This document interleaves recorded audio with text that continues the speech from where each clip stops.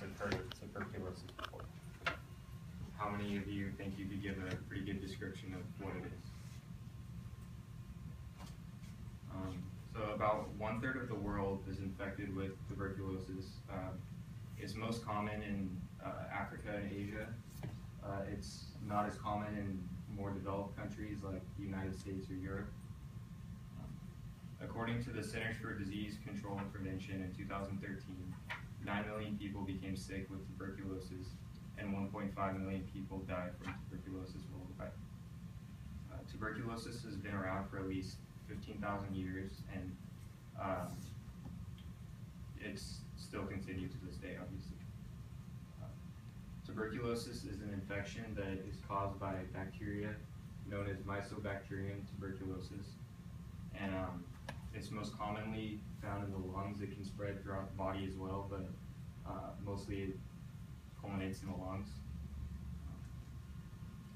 Signs and symptoms of tuberculosis include chest pain, fatigue, fever, loss of appetite, and night sweats. In more rare cases, coughing up blood and bleeding from an infected artery can occur. About 2 billion people have latent tuberculosis, which is inactive. It's inside your body, but it doesn't actually produce the symptoms or produce harmful effects. And a lot fewer people actually have tuberculosis that can kill you, where it becomes fatal. The causes of tuberculosis are things like poverty and malnutrition. As I already said, it's most common in places like Africa and Asia, where there's not a lot of clean water or good nutrition and stuff like that. And it's also most commonly found, or people who have AIDS or HIV are also more susceptible to it because of their weak immune system. And also older people are more susceptible to tuberculosis. For diagnosis and treatment of tuberculosis, there's certain medications that you can get. Some of those include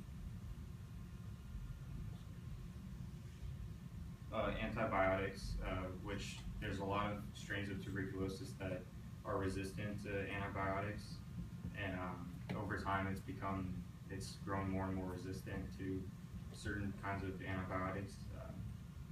There's also certain pills you can take that are known as isoniazid and rifampin, and there's also certain types of tuberculosis that are resistant to that as well. And there's also different vaccines, or actually there's just one vaccine that you can take to help prevent tuberculosis. It's known as the BCG vaccine, but it should only be given generally to children who have tested negative for TB.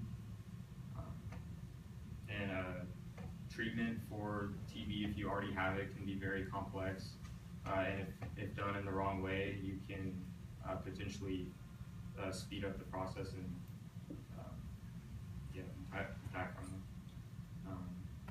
And research being conducted, the main driving force behind fighting tuberculosis is this organization known as the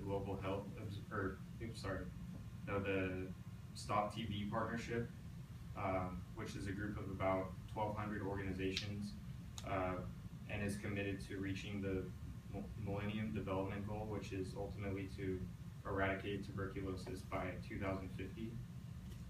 So far, they're on a good track, and over the years, tuberculosis has been on a steady decline, and even in places like Africa and Asia, it's a lot less common now. And with new drugs and vaccines being developed, and more healthcare and hospitals being available, it's a lot easier for people to get treated for stuff like this. And tuberculosis has been around for 1,000 years, and it's amazing to think that within our lifetime it could be completely eradicated. Each one of us should consider not only how we can play a part in eradicating tuberculosis, but also other deadly diseases. And in this world, we can help to make the world a better place.